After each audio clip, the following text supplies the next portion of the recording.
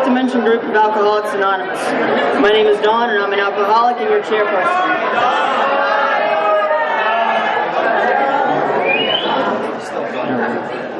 Let us open the meeting with a moment of silence, followed by the Serenity Prayer.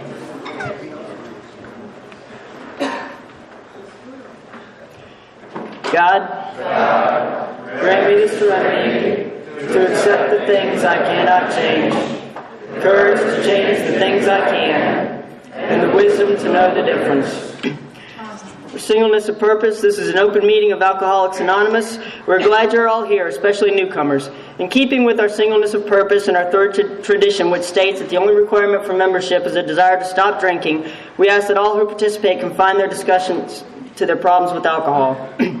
Is anyone present who is at their first meeting or in their first 30 days of sobriety?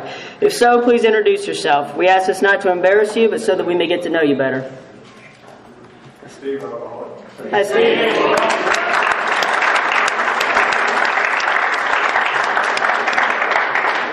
Guy, alcoholic. Hi, Guy.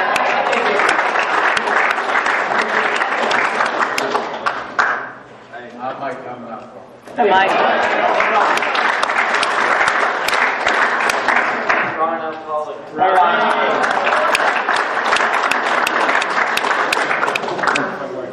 I'm Trevor, I'm an alcoholic. Hi, Trevor.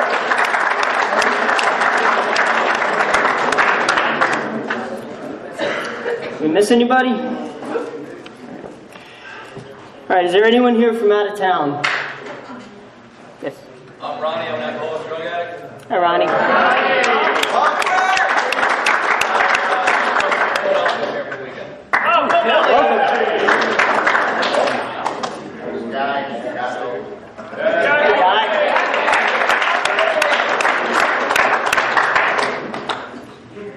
Anybody else? Okay, Ryan will read the preamble. Good evening, everybody. I'm Ryan. I'm an alcoholic. This is our preamble. Alcoholics Anonymous is a fellowship of men and women who share their experience, strength, and hope with each other that they may solve their common problem and help others to recover from alcoholism. The only requirement for membership is the desire to stop drinking. There are no dues or fees for AA membership. We are self-supporting through our own contributions. AA is not allied with any sect, denomination, politics, organization, or institution. Does not wish to engage in any controversy, neither endorses nor opposes any causes. Our primary purpose is to stay sober and help other alcoholics achieve sobriety. Thanks. And Eric will read the steps.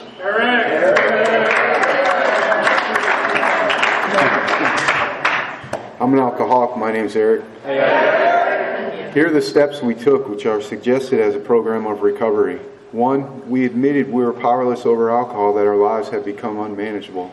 2, came to believe that a power greater than ourselves can restore us to sanity. 3, made a decision to turn our will and our lives over to the care of God as we understood Him. 4, made a searching and fearless moral inventory of ourselves. 5, admitted to God, to ourselves, and to another human being the exact nature of our wrongs. 6, we're entirely ready to have God remove all these defects of character. 7, humbly asked Him to remove our shortcomings. 8, made a list of all persons we had harmed and became willing to make amends to them all. 9, made direct amends to such people wherever possible, except when to do so would injure them or others. 10, continued to take personal inventory, and when we were wrong, promptly admitted it. 11, sought through prayer and meditation to improve our conscious contact with God as we understood Him, praying only for knowledge of His will for us and the power to carry that out. And 12, having had a spiritual awakening, as the result of these steps, we tried to carry this message to alcoholics and to practice these principles in all our affairs. Thanks, Eric. If you could please silence your cell phones at this time. Also, we ask that if you could please refrain from getting up and down during the speakers, but if you must, please do so quietly. If you're going to smoke, we ask you to please be away from any buildings. Please be respectful as we are guests of the church. Also, if you have any announcements in between speakers, please see the group secretary. Group secretary, please raise your hand.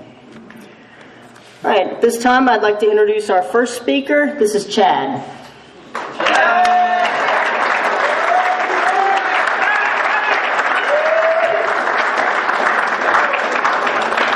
Good evening, everybody. My name's Chad. I'm an alcoholic. I appreciate these guys giving me the opportunity to carry the message. I was always told I can't say no if I was asked. I was born and raised in a little town in North Carolina. I grew up, my mom and dad do not use alcohol. They never use drugs. They don't smoke. They don't do anything. They go to church on Sundays. That's about it. So anyway, I grew up, pretty normal childhood, and around age 12, I started drinking. Around age 14, I started experimenting with other drugs, and that's kind of where it started spiraling. I started stealing money, the normal things. My sister, I have a year younger than me, sister. She couldn't look me in the eye. She wouldn't talk to me. She wouldn't carry on a conversation with me. She would not claim me in public as her brother. I couldn't figure out why. I thought I was a good role model, but she don't use drugs or alcohol, and she's not an alcoholic. She don't get it, but they understand anyway, and so anyway, throughout, I ended up stealing ungodly amounts of money. I wrecked every car in the driveway. I got my first DUI at the age of 19. I had 2 seizures, a lot of stuff with drugs and alcohol combined. If there was one, there was always the other. I never had one without the other. Drugs were just more easy to get by with because you couldn't smell it. And I lost countless jobs. Same thing. I was always running from something, and I couldn't figure out why. I can't say that I didn't fit in as a kid, and growing up, I feel like I fit in pretty well, but. Anyway, I like to party. I like to have fun, so I drank and I drug, and I like to chase women. That was my thing, So anyway, and coming here tonight, asking me to speak, I was like, I was asking God to give me the words. Before that, I would never. That was not the guy who walked in a couple of years ago. I would take a shot and go talk to somebody. But today it's pretty cool to rely on my higher power, and because when I came in, I have 2 DUIs. And I came in because I thought I would get a step ahead of the judge, and it turns out she didn't look in my favor anyway, so it didn't matter. But, so anyway, I jumped through the hoops. I did everything that they tell you not to do. I got a sponsor so you would leave me alone. I did everything. I didn't do the steps. If I did, I just checked them off. And I hung out with the wrong people. I did not do what was suggested, and as a result, I got drunk. I actually, I stayed clean and sober, didn't drink or use for a year. I call it dry. But, I went out for 2 months. I threw everything away that I had gained in that year. And I finally got to a place inside of me, not for the judge, not for my parents, for a girl or anything else. It was just because I wanted something different. And, so I did. And I came back. I did whatever you guys told me to do. I thought it was weird, a lot of the stuff. I thought AA was weird. I never talked about my stuff before. I never knew how big and how much of an impact just by talking about something can cut things in half and not bottle it up. But, by doing the steps, I was able to get to know me. I never did that before. As a result of being sober today, my sobriety date's April 2nd, 2010. And, I came back and I was finally, they say honesty, open-mindedness, and willingness. And I like to throw humility in there because my ego will kill me. And, I was always felt better than you, but I felt less than you, and I figured if that by being a man to me was seeing how many shots I could take more than you, or how much drugs I could do. But today that's a little different, And I was talking to a buddy before, and today my friends are. I'm 25 years old, and I don't think I have a friend under like 50,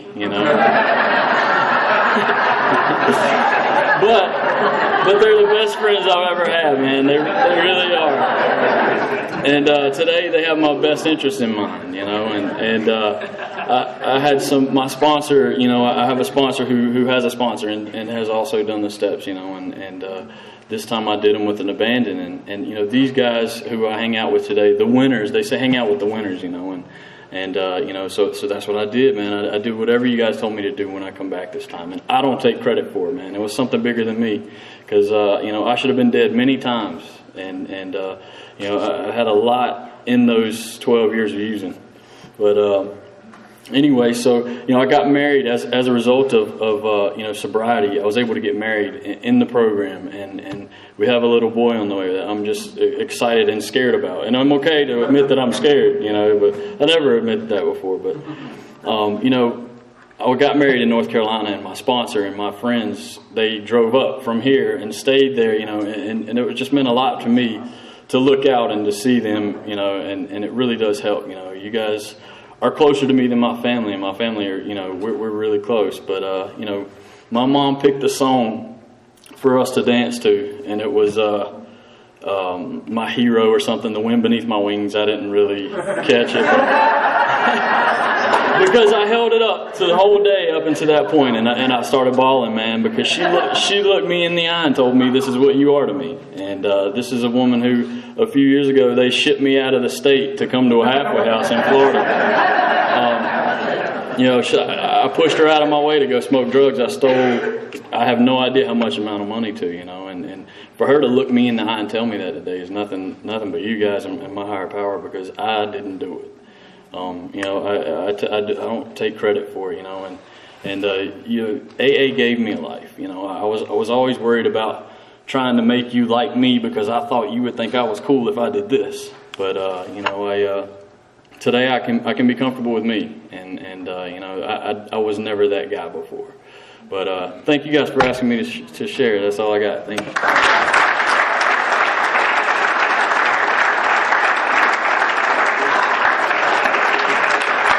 Thanks, Chad. Danielle will now read the traditions.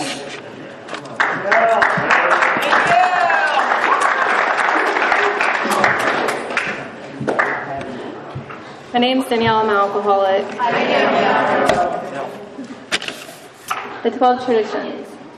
1, our common welfare should come first. Personal recovery depends upon AA unity.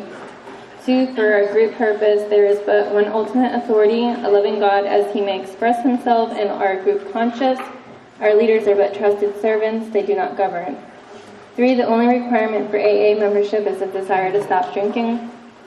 4, each group should be autonomous except in matters affecting other groups or AA as a whole. 5, each group has but one primary purpose, to carry its message to the alcoholic who still suffers. 6, an AA group ought never endorse, finance, or lend the AA name to any related facility or outside enterprise, lest problems of money, property, and prestige divert us from our primary purpose.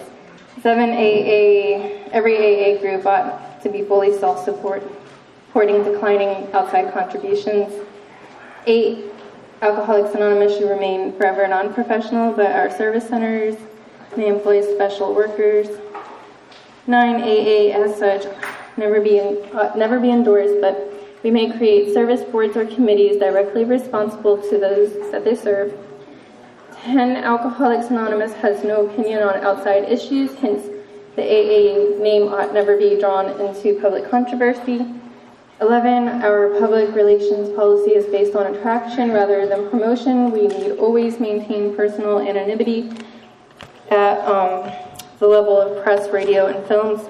And 12, anonymity is the spiritual foundation of all of our traditions, ever reminding us to place principles before personalities.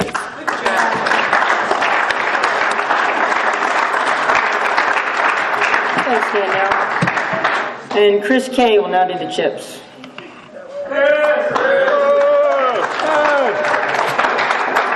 Hi, buddy. My name's Chris. I'm an alcoholic. And here at this group, like many others, we have a chip system to recognize lengths of sobriety. And the first chip we offer is a silver chip for 24 hours. If anybody's new, coming back, wants to try this way of life.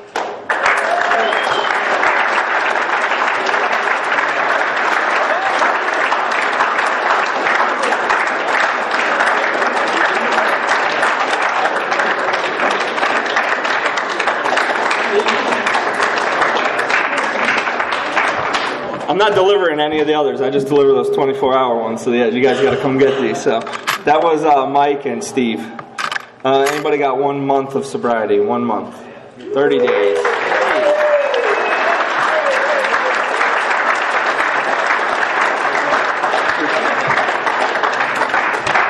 Matt.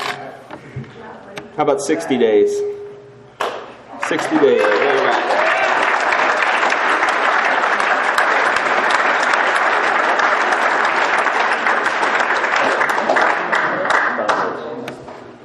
Come on up here. I'm going to screw it up if I do it. Just say your name. My name's Stavros. I'm an alcoholic. All right.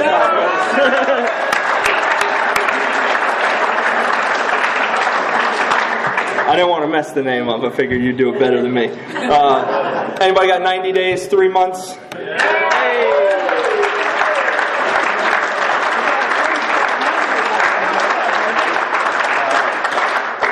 It's Brian. And we got a blue one for 6 months. Anybody have 6 months?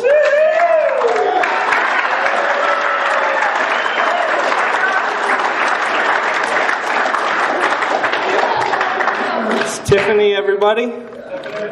And we have a purple for 9 months. Chris, sorry.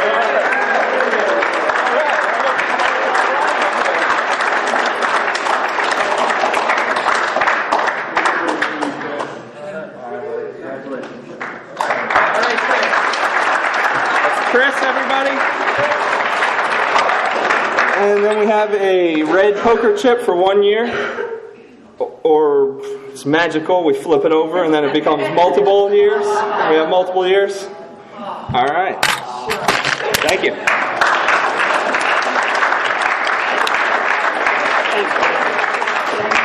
This time I'd like to introduce the second speaker. This is Terrance from St. Pete.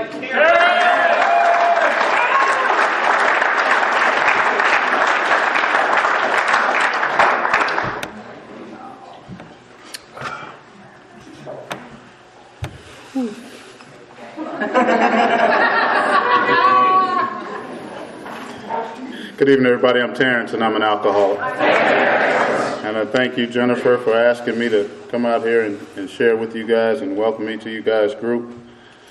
Chris asked me last time. It is an honor and a privilege. It just, this whole thing just continues to, it's just amazing. I mean, the things that happen, and I didn't believe all this stuff could happen. But this is the thing that's been on my mind most of the time. Then we'll get some statistics out the way. Above anything you hear me share tonight, and that's me telling you and for myself only, the most important thing is the relationship that you've helped me build with God. And the biggest gift is the relief of that obsession to drink and do anything else. That's bigger than anything. And I have to put that into perspective because later on I'm going to tell you some other things that's happened that once upon a time I would place them things above the foundation of recovery. And anything I place above my recovery, because I'm a real alcoholic, will soon be gone and I won't have it. Like I said, I'm Terrence and I'm an alcoholic. My sobriety date is, I do have one. And it's July 14th, 2006. Let's keep that date in mind. I like to share it like that because let's remember July 14th, 2006. Because who you see up here speaking was introduced to Alcoholics Anonymous February, never will forget the date, February 3rd, 1987. So sometimes I can go around and just kind of tell you, well, I've been around the program for over 20-something years. But if you listen, the key word is around. And that's exactly what I was. I was around the program for. And another reality is, had that been continuous drinking from February 1987 to current date or 2000 anything, you'd have a different speaker. Because there is no way that the way that I was going, and this illness wants me dead, and it is an illness, and I didn't understand anything that I tell you about a recovery part and the spiritual part, you taught me. Because I didn't know nothing. You taught me that. The big book of Alcoholics Anonymous and the people before me taught me that, so I want to thank you. I also want to welcome the newcomer here also. And especially the ones that are like me. God knows I don't look down on you at all. Those ones that are around and back again. You know what I learned about that? I learned a lot about what don't work. I know what don't work. Real good. And it wasn't funny when I was learning what don't work. It's funny now, because I know it don't work. Okay, my home group is the Back to the 40s group of Holiday Isles. We meet on Tuesday nights at 8 o'clock. It's a big book study. And what they do is we have 5 one-hour classes, and you get the basics of the big book, kind of simulate how they did it back in the 40s, and it's a real good group. I also frequent the Monday night speakers, and a lot of you guys know about that group. I have a sponsor, and he has a sponsor. Both of them spoke here, Jennifer, a little bit ago when he was over at the church or whatever, Ray and Mike. And it's just been a godsend and a blessing. So I don't remember the first drink that I had.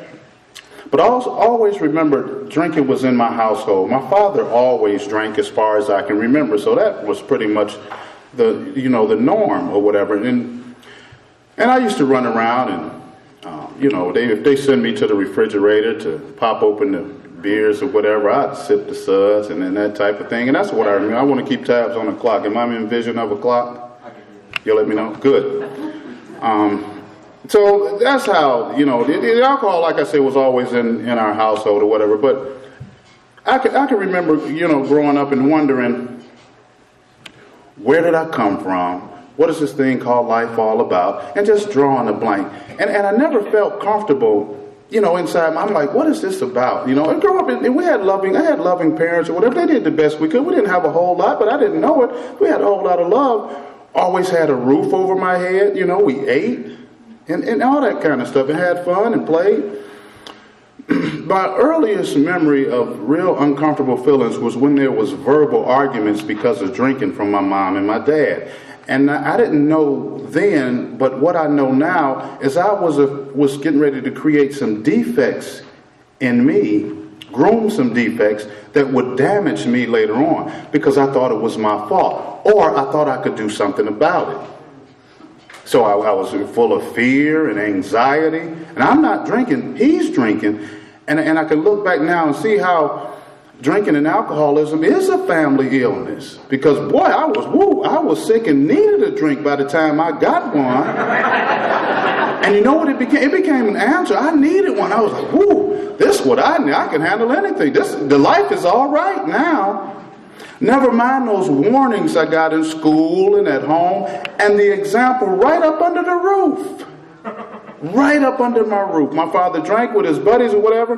I would be glad to hang out with him. If we went to the after hour joint, he gambled and stuff. I was just glad to be with him, and that's what they were doing. And I remember a statement that he made. He said that after a while, I was growing up a little bit, he said, I'm going to drink it until I die. And he did. That same year that I went to treatment for the first time, I seen him carry my father. Well, he walked out the house. He couldn't wear shoes. His face was puffed up. His eyes were yellow, and he looked like he was pregnant. He was never to return to that household. He did go to the same treatment that I went to. It's a place called Rosary Hall up in Cleveland, Ohio. And one of our members way back in the day, Sister Ignatia, worked there. Obviously, she didn't work there then. But when he came back from that place, I remember him going in. When he came back from that place, he was drinking gin out the bottle, sitting on the side of the bed. And I know now he was describing delirium tremens and whatever. I said that to say that should have been a lesson to me and an example for me. And it was. But my twisted thinking said, you know what I said? I won't drink like that. I won't get that bad. Well, it's killing him. What do you think it's going to do to you? It's not going to do that to me. You know why? You know why? Because all those warnings. When I first drank the first time or whatever, I could fit in with the boys down the street. I could talk to the girls. I could dance. I didn't care what you thought about me anymore. I didn't care how I looked. I looked pretty good, I thought, and I looked even better when I drank. I felt better. I was smarter. I was all that stuff. So that was the delusion there. You're talking about what did it say in the big book about it? Peculiar mental twists already acquired will find he can win out. Well, I'm here with you, so obviously we didn't win. But for the grace of God, though. Okay, so anyway, I don't know what happened. I never having any ambition to do anything. Just life was just a great big party. I just want to hang out. My first resentment or whatever, I can identify it now because that's what you taught me it was. And in my household, when the street lights come on, and probably most of y'all, you got to be on the porch or in the house, right? But some of the boys is down the street playing and they're having a good time, and why I got to be, I ain't saying this, why I got to be in this. So our purpose in my mind when I'm able to go down the street to hang out, because I got to hang out, and I didn't know I was looking to feel needed, wanted, and loved, or something to make me feel all right on the inside. I need something outside myself to make me feel whole and better on the inside. So when I said when I'm able to go down the street and hang out, I'm going to hang out. That day came. And I hung out a very long time. And now, I had a problem with the second part of our first step. It said that your life had become unmanageable. Now, there may be situations that this applied to, but it didn't apply to mine. If you're 32 years old, still hanging out at your mama's house, not paying rent, your life is unmanageable. So I had a problem with you telling me my life is unmanageable. I did, and I was serious about that. 32 years old. No ambition to go to, in high school, all activities called for drinking. Whether it was movies, assemblies, ball games, anything. I even joined the college club, faking like I'm going to go to college. I'm only going to college club because it's a long bus ride and we can get drunk. That's the only reason I went to join the college club. I wasn't going to join no college. I did sign up for college and I passed basketball and that was it. And me and a buddy of mine, I vividly remember, we were going to study together because he was a drinker like me.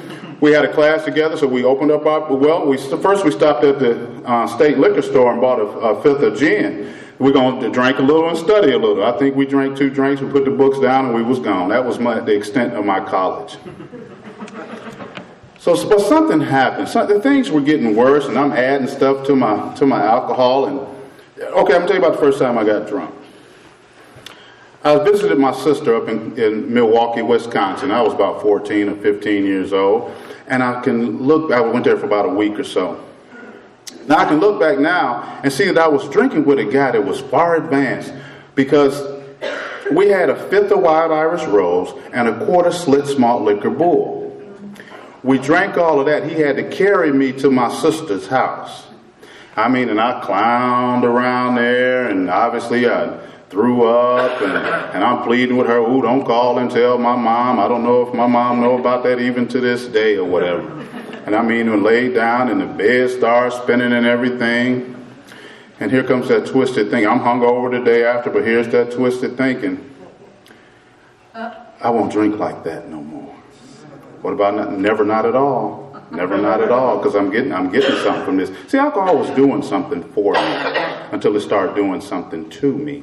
And when it began to start doing something to me, I didn't know it was too late. The textbook says, and my life confirmed, that I had lost the power of choice in drink. Long time ago, and I didn't even know that.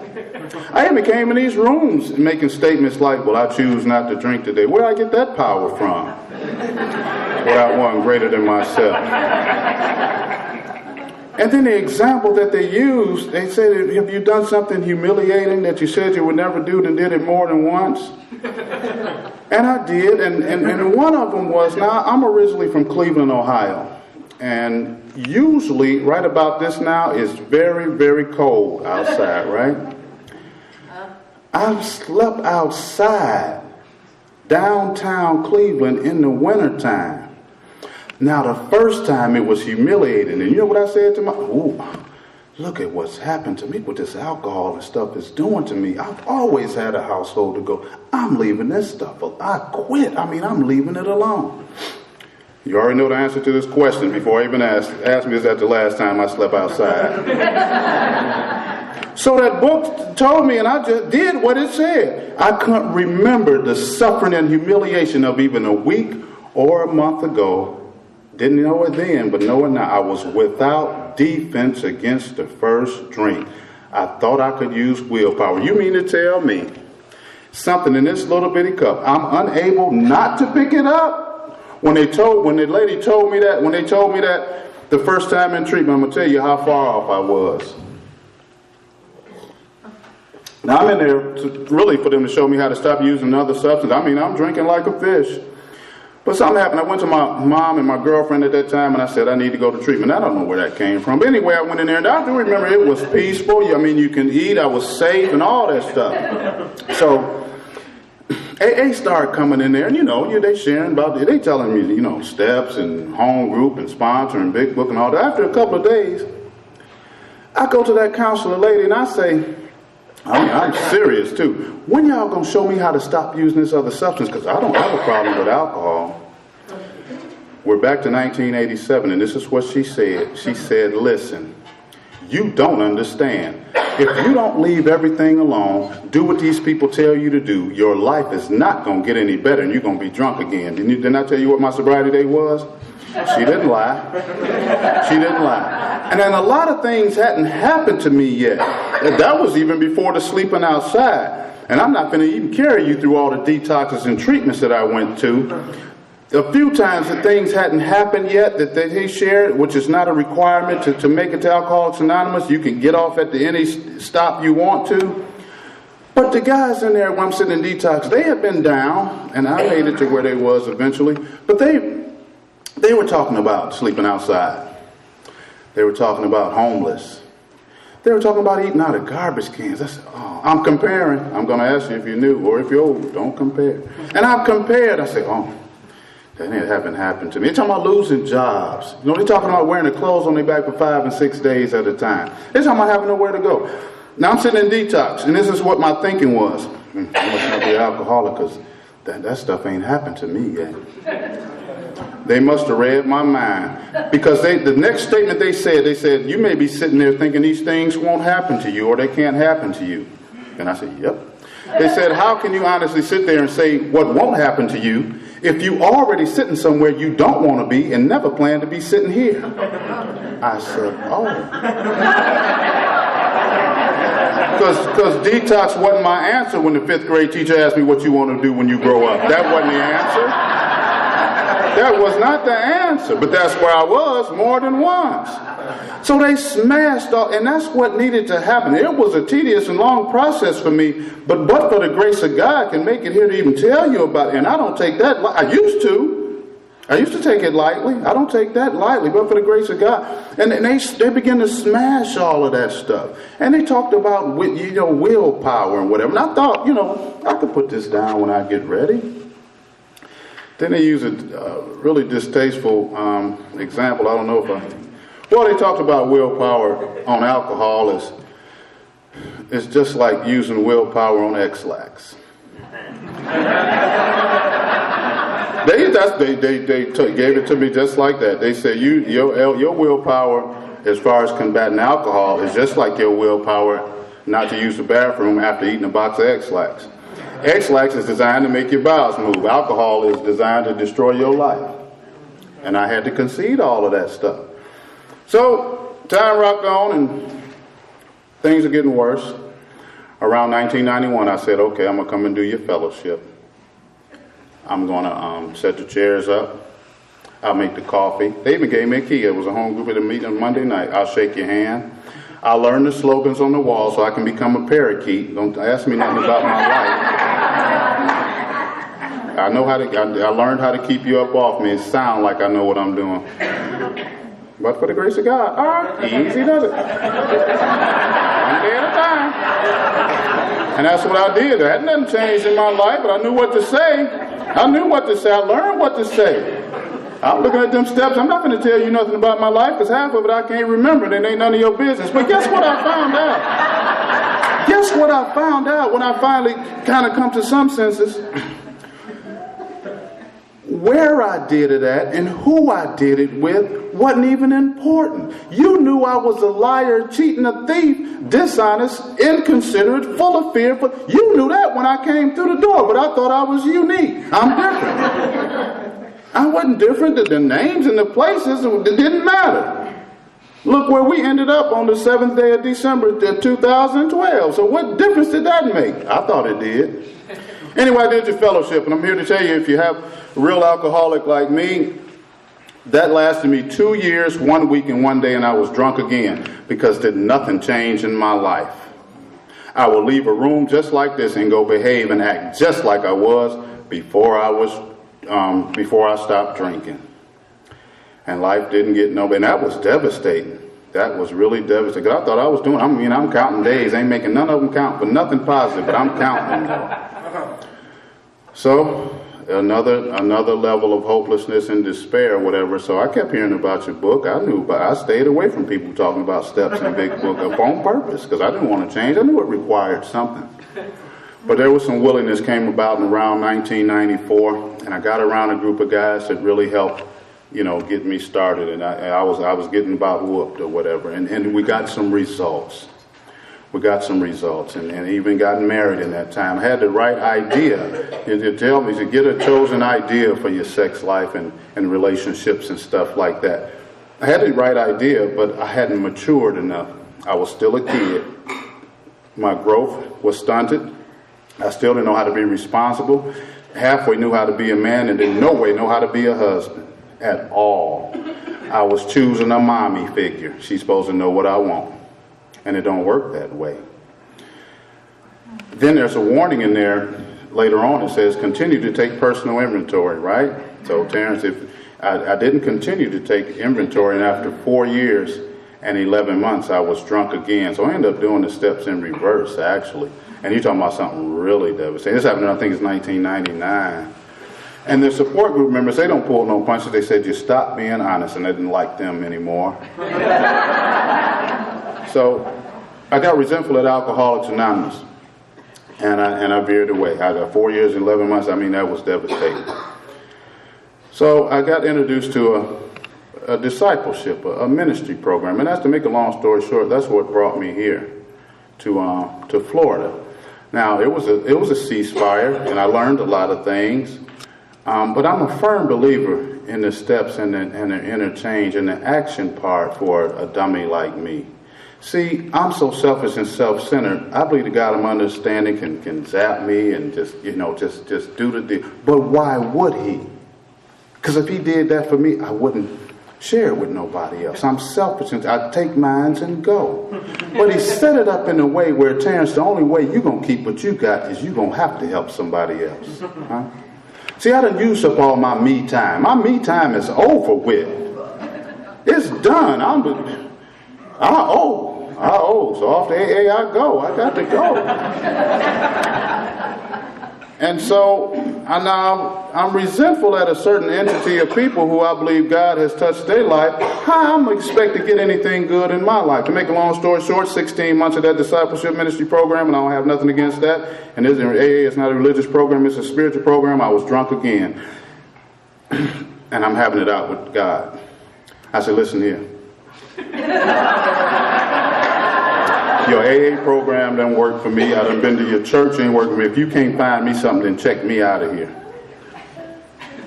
I came to Florida. It's a ministry institute up in Jacksonville, and I'm going to hop you around my Florida. I didn't come down here for no vacation or whatever. I came, but I ended up in all the spots. It started in Jacksonville, and things didn't work there. It shipped me down to Fort Myers. I stayed there a few months, and things didn't work there. It shipped me up. That's how I got in this area, in the Tampa area. Not too far from here, Tarpon Springs. There's a place right on Easter Lake Road North. They've since shut it down now. I took a bike and rode across the Bayside Bridge about 4:30 in the morning. We got sick of that down there, and that's how I ended up in St. Pete. You guys know about the turning point down in St. Pete, right? I went there, and I went there, and I went there, and I went there. The only requirement to get in the turning point, be drunk. And if they got it, be drunk, and if they have a match, you can get in there. If you're not welcome to come into the turning point, you get red flag from the turning point, you have a problem. I couldn't even go on the turning point. And now I'm puzzled about why, because I know some of the reasons that they will deny you for being in there. If you come in there, you acting up or disrupted. I wasn't disrupted, but even every time I went, I was so tired, I just couldn't wait to get there. But what happened was I had been there so many times, and they had bridged the gap for me, that they was like, I'm talking about like 4 or 5 times in a 3-month period. And I'm really not sure. I'm just using it as an example. But they said, no, you can't come here no more because we send you somewhere and you come right back here.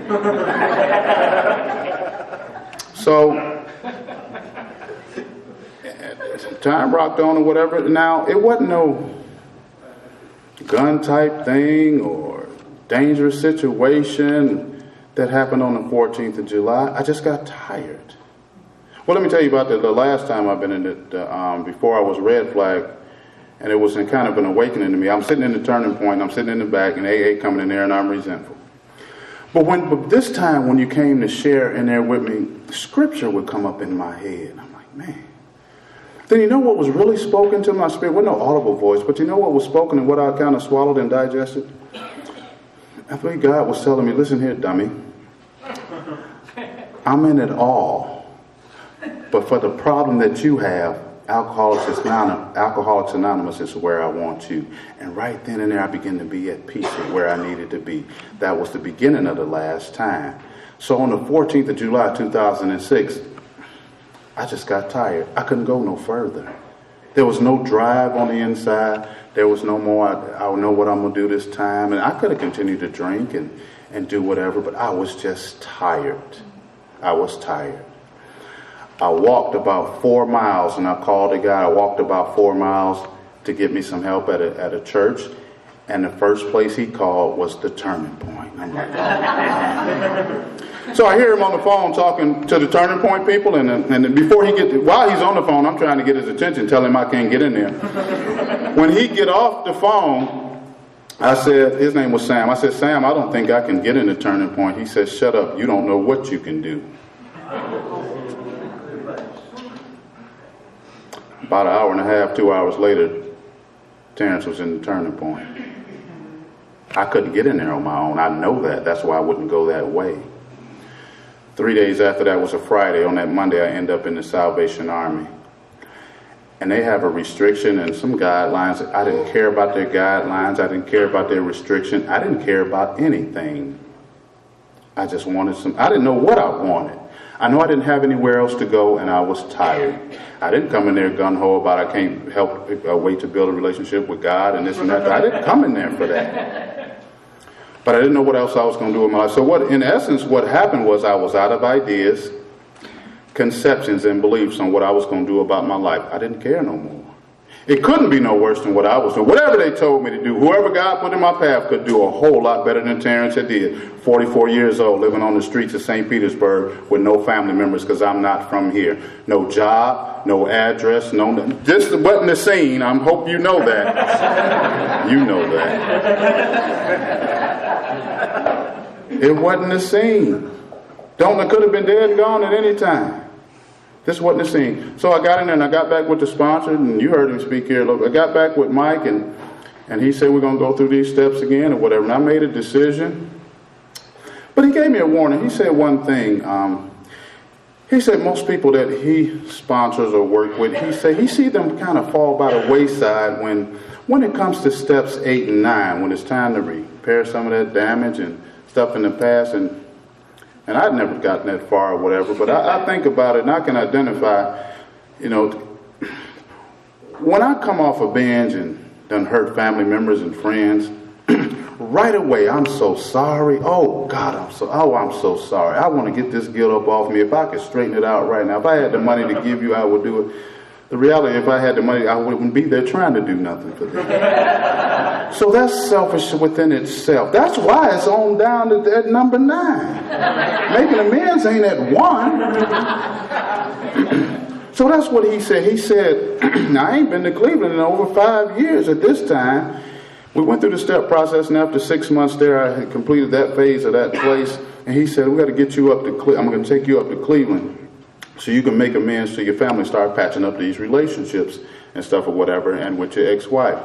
And I didn't tell him this. I thought that's about the craziest thing I heard. First of all, I didn't read that in the guidelines of the Salvation Army. They don't let you go to a whole nother state, hold your bed, and many people that need a bed or whatever, they don't let you do that. I ain't telling him this, I'm thinking they don't let you do that. He said, where God guides, God provides. He said, write a letter to the program director, let them talk about it at their meeting and see what happens. I still thought he was crazy. But something happened. I had turned my will and my life over to the care of God, so it wasn't up to me if it was going to happen or not. All I needed to do was follow directions. Do you know? They saved my bed. allowed me to go 10 days with my sponsor up to Cleveland, Ohio for some spiritual work of Alcoholics Anonymous and attend a 2-day workshop. That blew me away. Now, this thing is getting into, I'm seeing things happen. Now, I didn't sleep. That's a 19-hour ride. And I was, excited. All the emotions going up in me. I got to see my mom, my son, my brother, my daughter, and that ex-wife. The ex-wife that I left at the house, never will forget it. April 1st, 2001, I left the house on the bench, never to this day to be in her life again, and that wasn't the plan. I mean, we were still married, obviously, when I left, and then I went to wherever I went to, and then when I came to Florida, she sent for divorce papers. And I boo-hooed for a little bit, but then you know how alcoholic is. Okay, you're free now, you ain't got to answer no more. And so I had to see her. How do you see her, huh? Well, you become willing to make amends wherever possible, and it was possible. But I'll show you how manly I am. When I got to Cleveland and talked to my mom, I said, Mom, would you call Jamie and see if she would speak to me?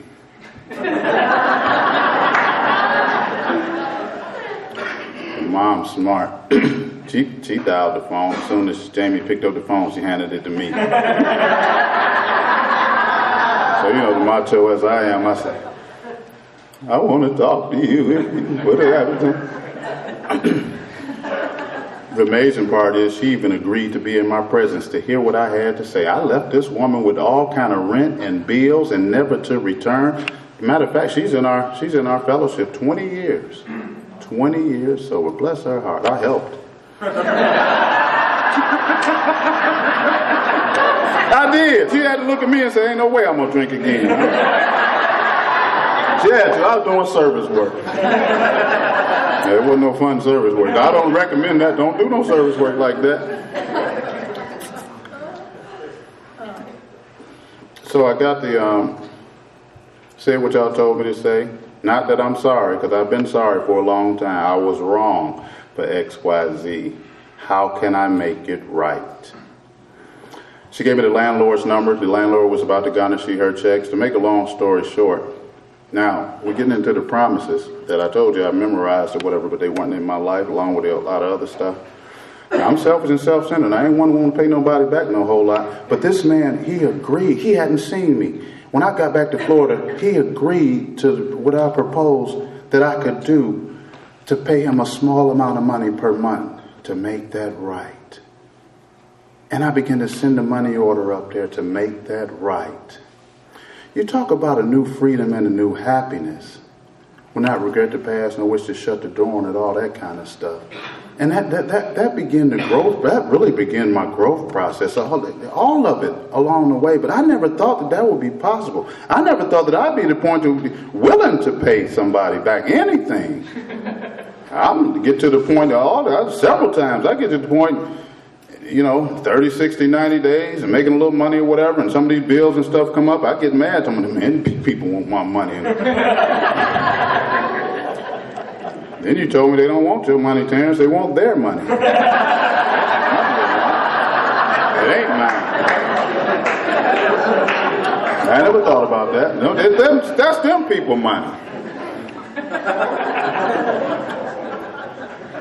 So, what time we got, Chris? We got like 6 minutes, 7 minutes. Okay, real quick. I sent for my son a couple of years ago to come down to visit. The same guy that was sleeping, that had nothing, can send for his son and come down and visit. Anyway, we were talking. This was 2 years ago. And he said to my mom, his grandma, his grandma, my mom was, she's on fixed income. Her TV was going out, and she wanted to, save up and get her a flat screen TV and that type of stuff or whatever. She wanted to be up to date. Then it dawned on me. Terrence, remember early in the illness when your mom was at work and she came home to see an empty spot where her TV used to be? And you seen her cry and it hurt you to your heart? but it didn't stop you. I said, yeah. 2 years ago, thank you guys in Alcoholics Anonymous and Got Them Understanding, we were able to put a 32-inch color TV in the car as a surprise and take it up to my mom for Christmas 2 years ago. Huh? I couldn't do nothing like that.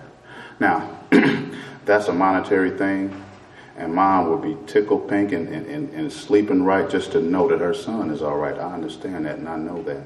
But that's not what you taught me. I got to go a little bit beyond that, because mom will be the first one to forgive me, most of them.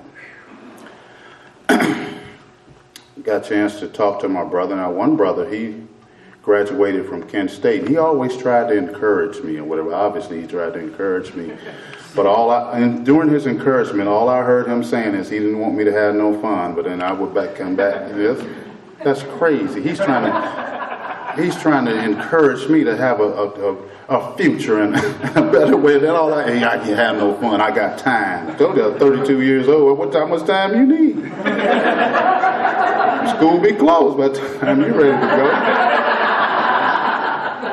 But anyway, he ran into a few problems or whatever. I don't know what they are. They're neither here or there. But this brother that you helped me, me be a man and responsible and part of the household, was able to put him a money order in the mail and help him out. The one that graduated from Kent State, the one with the degree.